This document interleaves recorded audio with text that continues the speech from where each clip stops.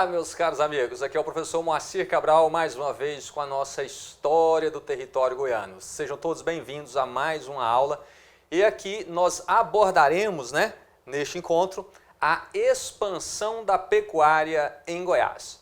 Você que está chegando agora no nosso canal, peço aí que já se inscreva, deixe também os seus comentários ao longo da aula, as dúvidas que você, porventura, venha a ter, e eu irei responder e esclarecer aí com vocês os tópicos que não ficarem suficientemente explicados, esclarecidos no transcorrer da nossa aula. Lembrando que este é o nosso segundo encontro, a nossa segunda aula do curso de História de Goiás, e a primeira aula já está totalmente disponível para você no YouTube, inclusive com um bloco de questões, tá? Nesta aula que nós abordaremos a expansão da pecuária no território goiano aí ao longo do século XIX, a formação das oligarquias. Então, nós teremos a oportunidade de também resolvermos questões relacionadas a este tópico. Então, vai funcionar dessa maneira. A cada aula, a cada exposição de conteúdo, nós teremos ali ao final um bloco de questões relativas àquele período estudado. Beleza? Tamo junto? Então, fique à vontade aí para se inscrever, para mandar os seus comentários, para compartilhar com os seus amigos, mas claro, tudo isso só se você quiser. Beleza? Bom, meus caros, a expansão da pecuária em Goiás. Nós analisamos na primeira aula, no nosso primeiro encontro, o surgimento do território goiano no contexto da mineração no século XVIII. Bartolomeu Bueno chegando a este território, encontrando o ouro, iniciando a exploração aurífera, fundando o primeiro núcleo de povoamento deste território, que foi o Arraial de Santana. Essa atividade mineradora ela foi intensa, porém de curta duração. E logo que as minas começaram ali, o seu esgotamento, exaurindo ali aquele ouro de aluvião, nós tivemos então o início de um processo de transição de uma economia mineradora para uma economia agropastoril. Então, o que nós temos que ter em mente ao começarmos esta aula, ao começarmos a abordar aqui essa transição da economia mineradora para a agropastoril? Que isso se dá ainda no século XVIII.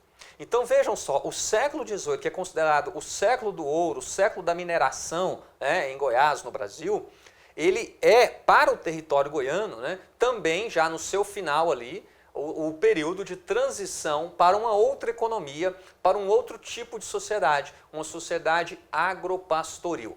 E o que eu quero ainda recapitular em relação à primeira aula, vejam só, eu finalizei com vocês falando, justamente que a partir do momento em que tivemos esse esgotamento das minas, tivemos um duplo processo que você não pode perder de vista, que isso é sempre cobrado nas provas. O duplo processo é, primeiro, diminuição da população, porque parcela desses mineradores, as pessoas que viviam nessa região, simplesmente abandonam essas áreas mineradoras, vão embora. Então você tem um primeiro movimento que é esse, de ida embora e como consequência uma diminuição da população. O outro movimento que você tem que estar sempre atento é que a população que aqui permanece, essa população que continua aqui no território goiano, ela vai se ruralizar. Então é esse duplo movimento que você não pode perder de vista, que é a ida de parte dessa população para outras regiões do país, e também a saída do território goiano, e aqueles que permanecem vão se ruralizar. Então, vai deixar de ser uma sociedade do arraial, da vila, para se tornar uma sociedade em que a população majoritariamente viverá no campo. E essa é a realidade que perpassa, então, o século XIX e boa parte do século XX, a maior parte do século XX, com a maioria da população do território goiano vivendo no campo. Nós vamos analisar mais à frente, mas é só ali em meados da década de 70, já do século XX, que nós temos então a população goiana tornando-se majoritariamente urbana. Beleza? Mas isso aí será visto então numa outra aula. Tá? Então vamos lá, pessoal, olha só. Quanto à questão da riqueza do ouro, o que nós temos que ter em mente? Goiás foi sim um grande produtor de ouro, muito à frente da produção aurífera das minas de Cuiabá, apesar de que tenha ficado muito aquém daquilo que foi encontrado nas chamadas Minas Gerais. Minas Gerais teve uma mineração com uma longevidade ainda maior do que a do território goiano, o volume de ouro ali extraído foi muito maior do que o extraído em Goiás, mas por sua vez o território goiano teve também uma produção muito mais significativa do que aquela encontrada nas chamadas Minas de Cuiabá. E este ouro, então, ele era considerado uma grande riqueza, porque nós temos que considerar algo que eu já havia dito na aula passada. Neste período, neste momento, uma nação ela era considerada rica a partir da posse de metais preciosos. Então, tanto a parte da América, né, que coube a Espanha, quanto a América Portuguesa, havia uma expectativa muito grande de se encontrar ouro. E a quantidade de ouro encontrada no território brasileiro foi fabulosa. Porém, Portugal demorou muito para encontrar este ouro no território goiano. O fato é que, quando nós analisamos este período, né, que ele parece ser ali um período de grande riqueza, mas quando você faz a conta ali pela população que vivia, os custos envolvidos, os rendimentos dessa atividade mineradora, eles não eram tão grandes assim. Tanto é que a maior parte boa parte dos recursos, né, da extração desse ouro, ela acabava não ficando nem mesmo com os mineradores, mas com os comerciantes que abasteciam essas regiões mineradoras, né, fossem com os escravos ou com os víveres, as ferramentas necessárias para esta atividade. Então, você tem aí, né, uma expectativa, né? Às vezes, quando nós falamos do nosso ciclo do ouro, você pensa em grande riqueza, mas o fato é que a maior parte desse ouro ela foi retirada do território, no caso do território goiano, e foi embora para Portugal e depois para a Inglaterra, já que Portugal estava ali comercializando, né, produtos já industrializados com a Inglaterra e estava sempre em déficit. E boa parte, então, deste ouro extraído no território goiano foi parar aí nos cofres dos bancos ingleses, né? E aqui eu tenho os apontamentos que eu quero que você deixe registrado para entender melhor como é que se dava, então, essa dinâmica. Com este ouro, com os recursos obtidos, então, no território brasileiro, a corte portuguesa, então, custeava ali as suas despesas, né? E em troca ela fornecia o aparato administrativo, né, a força militar que garantia ali os seus interesses nessa região e mandava também para cá os produtos manufaturados.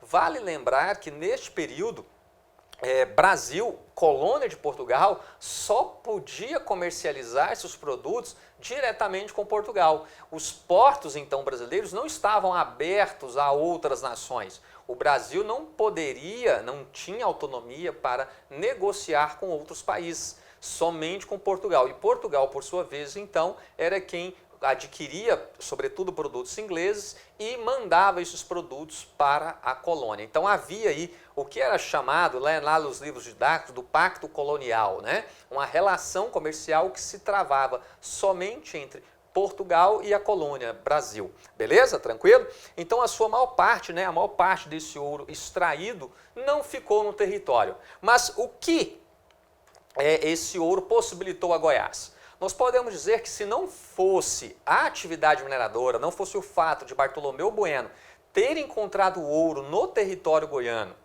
no início do século XVIII, essa ocupação ela teria acontecido de forma muito mais tardia do que aconteceu. Então podemos dizer que o ouro antecipou a ocupação desse território que hoje nós chamamos de Goiás.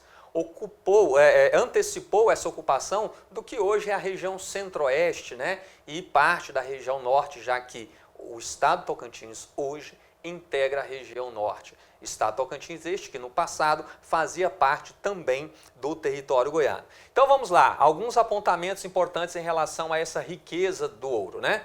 Então o fato desse ouro não ter ficado aqui não quer dizer que ele não tenha contribuído para o progresso, para o desenvolvimento dessa região. Como eu falei, antecipou essa ocupação. Então, olha só, representou, primeiro, uma expansão territorial. Por que nós temos aqui uma expansão territorial do Brasil? Vejam só, vamos relembrar que isso já foi tópico de prova. Quando Portugal e Espanha, né, estão expandindo ali os seus domínios ultramarinos, foi firmado um tratado chamado Tratado de Tordesilhas, antes ainda, alguns anos antes da chegada de Cabral. E observem que esse Tratado de Tordesilhas, que nós abordamos na aula passada, ele dividiria o que é hoje o território goiano, né, aí ao meio. O fato é que essa atividade mineradora, ela impulsionou os desbravadores, né, os colonos brasileiros, portugueses, a expandirem as fronteiras, ou seja, a ultrapassar esses limites do Tratado de Tordesilhas, e acabou que esse território foi incorporado, sim, à coroa portuguesa. Né? Depois, em 1750, houve aí o reconhecimento, né, a partir do chamado Tratado de Madrid, houve o reconhecimento, tome nota disso, já foi objeto de prova também.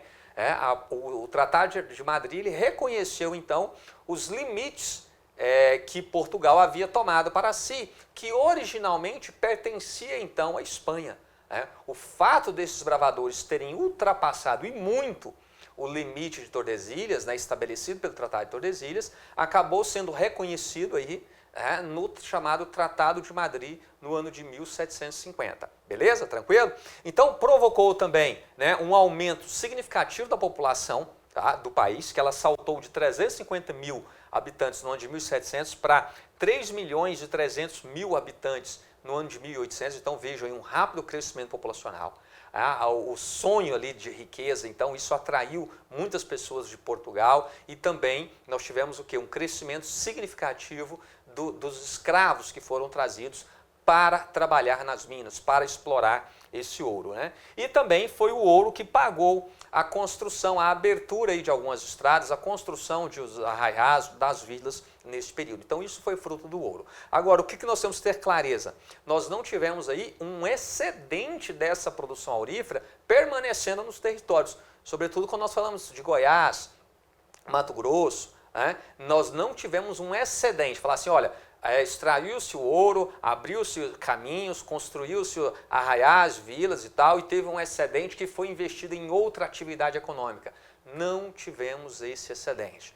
Este é um ponto muito cobrado por diversos bancos, já apareceu em diversas questões e vocês terão a oportunidade de ver isso, mais uma vez, no bloco de resolução de questões. Tá? Então, nós não podemos falar que tivemos, com o declínio da atividade mineradora, a possibilidade de investir excedentes da mineração e outras atividades econômicas. Por quê? Por que isso não foi possível? Porque simplesmente esses excedentes não existiram, certo? Aquilo que foi gasto para abrir as vilas, os caminhos, foi gasto e tudo, mas não sobrou, não teve sobra desse processo para o território goiano, beleza? E assim nós tivemos então o declínio, né? Começa aí esse processo de declínio da atividade mineradora ainda no século XVIII. Ali na segunda metade do século XVIII, a partir dos anos de 1760, 1770, essa produção aurífera vai declinando de forma significativa. E começa, então, esse processo de transição para uma economia agropastoril. Eu estou frisando isso muito, repetindo, porque isso realmente é importante, esse tópico realmente é importante. Não pense que há uma data limite. Fala assim, ó, em tal ano deixou de ter a mineração como atividade econômica preponderante, passou para uma economia agropastoril. Não é isso, eu quero que vocês entendam isso como um processo.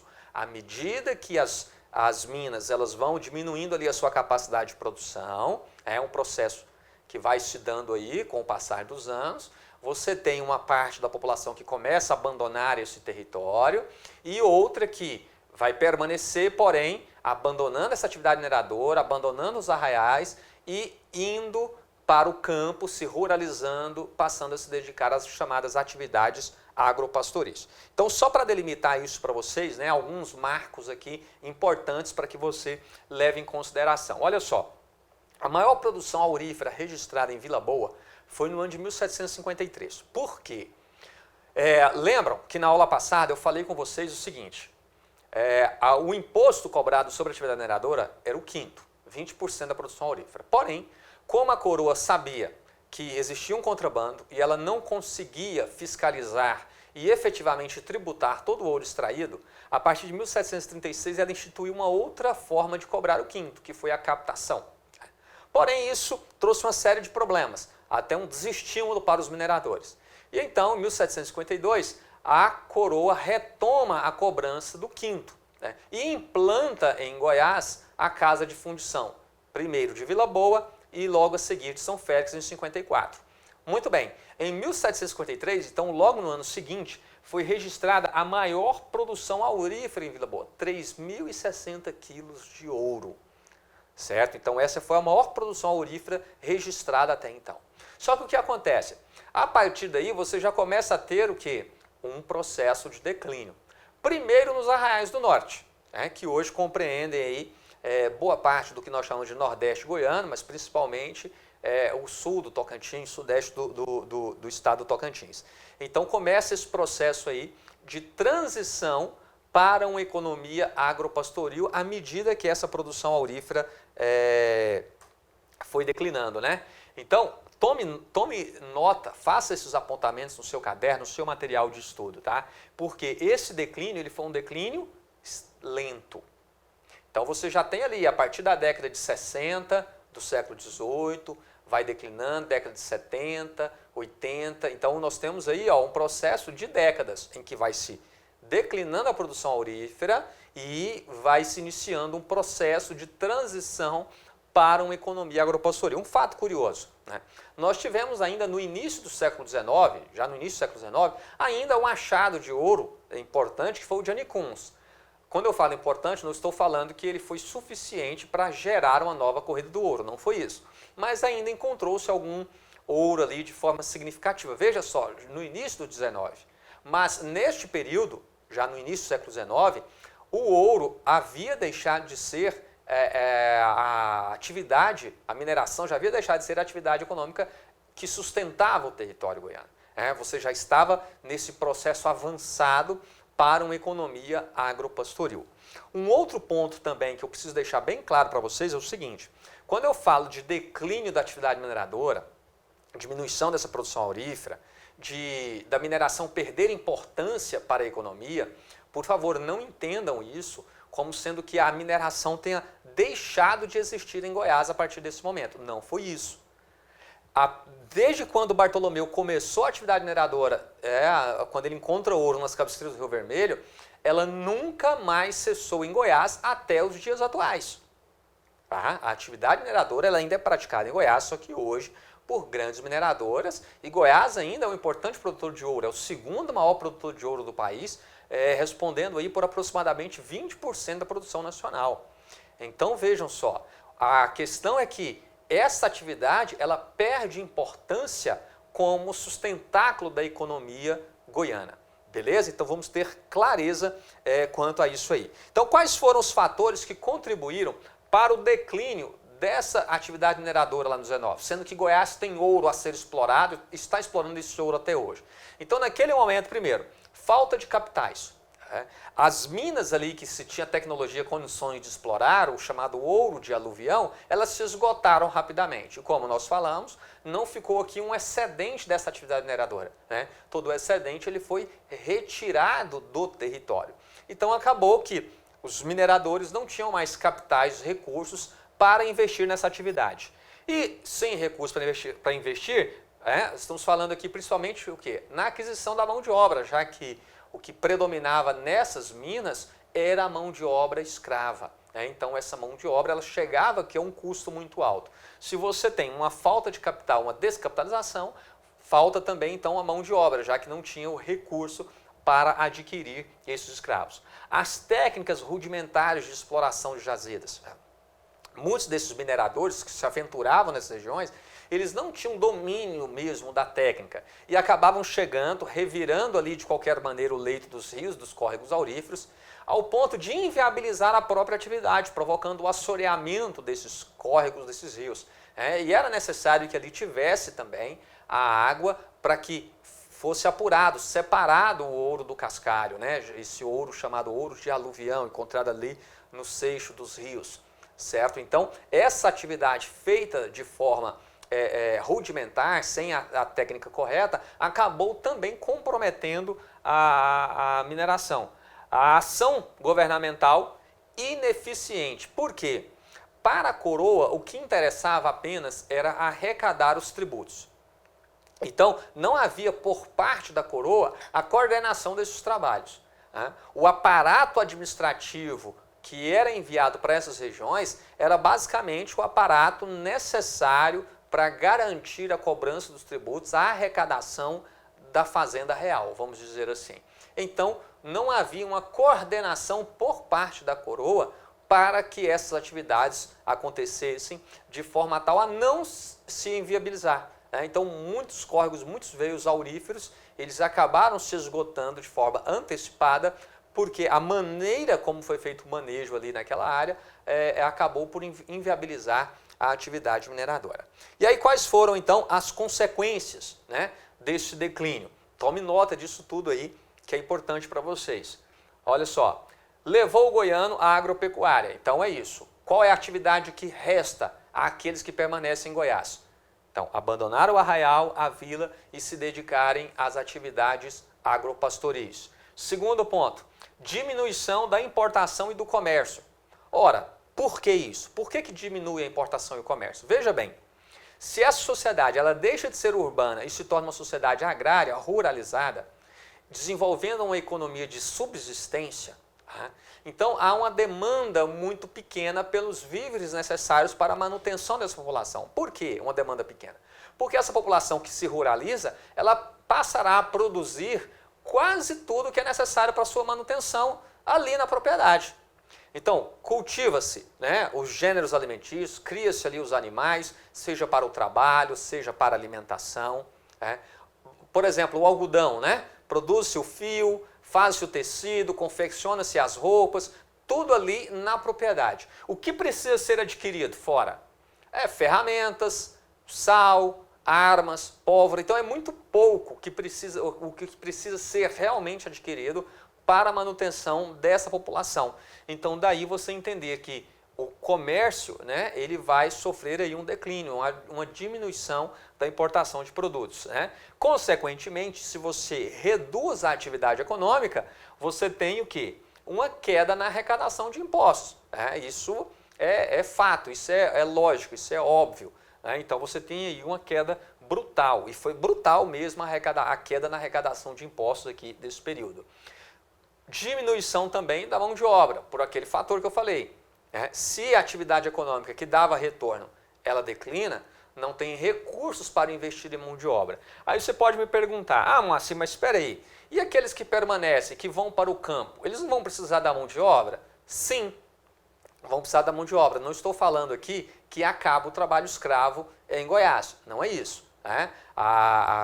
Quando ocorreu a abolição da escravidão em 1888, Goiás ainda possuía escravos, só que em número pouco significativo, tá? De maneira que não trouxe impacto para a economia goiana a abolição. Mas vamos lá, o que acontece? Essa agricultura praticada em Goiás, ela é na sua maioria o quê? De subsistência, para a manutenção da localidade, ou seja, uma agricultura de pequeno porte. Essa agricultura de pequeno porte, então, ela não demanda muitos Então o escravo vai continuar aí nessas atividades agrícolas, mas de pequeno porte, que não gera renda, não gera recurso, não gera receita. Daí então a dificuldade em ampliar, em adquirir mais escravos, já que era uma produção para manutenção da localidade.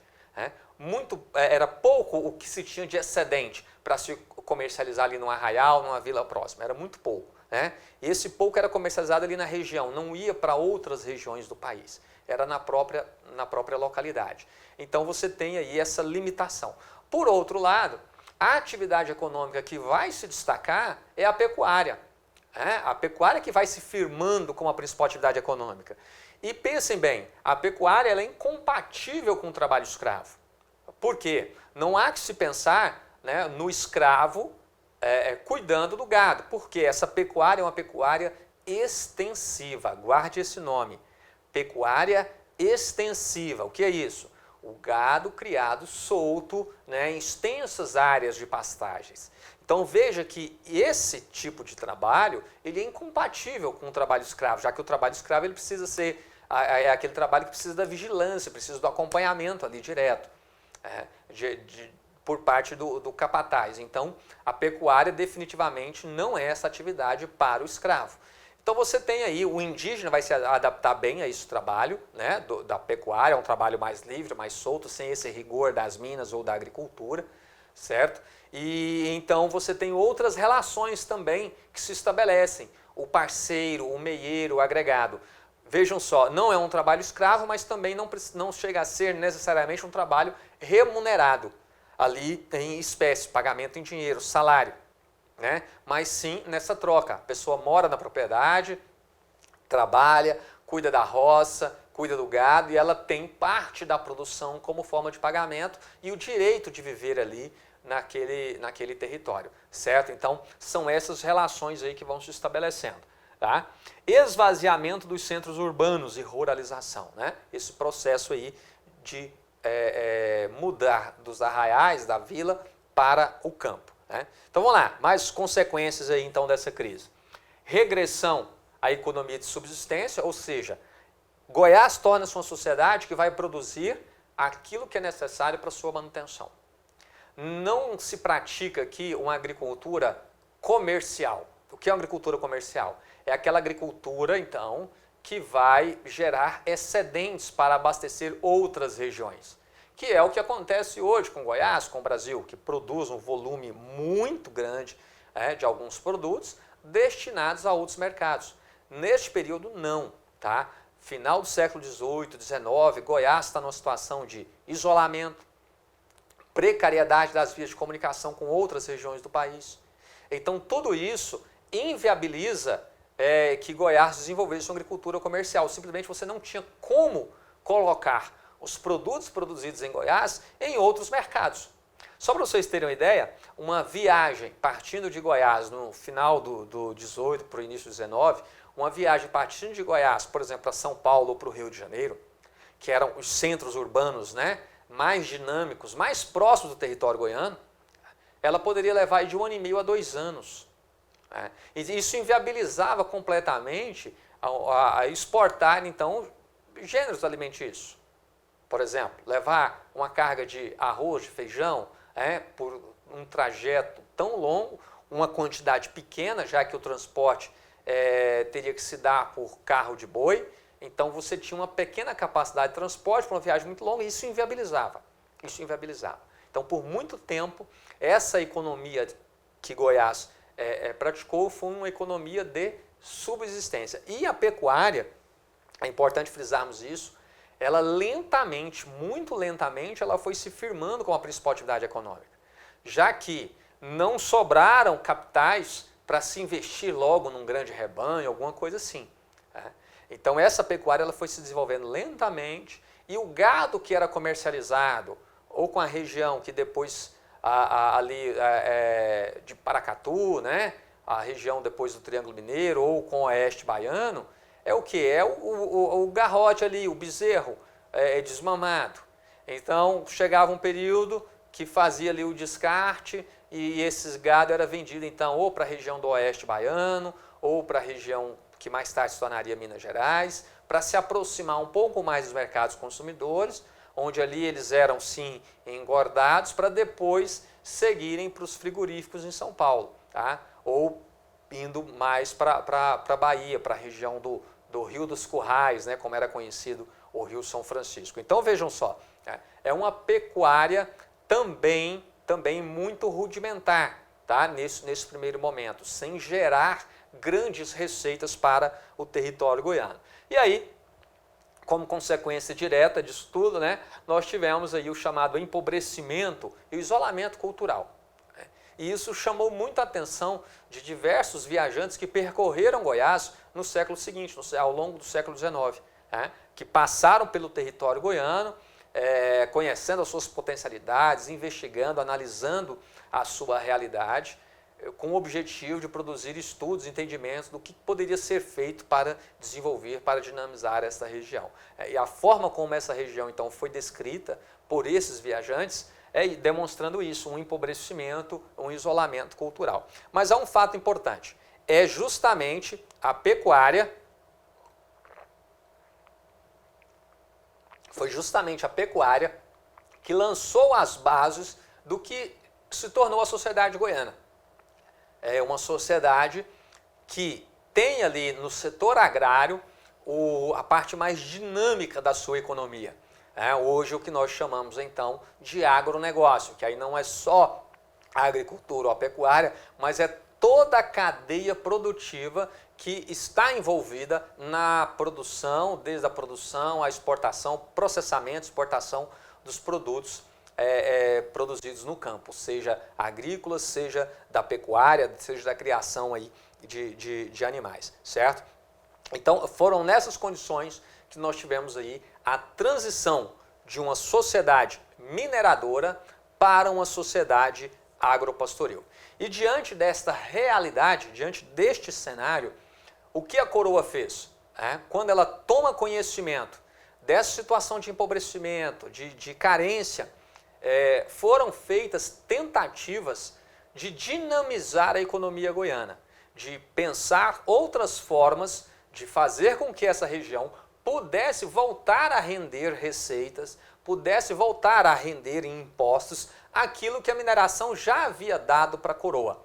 Então foi neste cenário que foram pensadas políticas de incentivo para essa região. E essas políticas nós iremos analisar no próximo bloco ainda, dentro da nossa segunda aula, aí, tratando da expansão da pecuária. Beleza? Então você que chegou até aqui, se tá legal, tá gostando, marque aí que gostou. Se não gostou, marque também que não gostou. Deixe sua dúvida, deixe seu comentário. Tá? E compartilhe também com os seus amigos. Mas claro, tudo isso só se você quiser.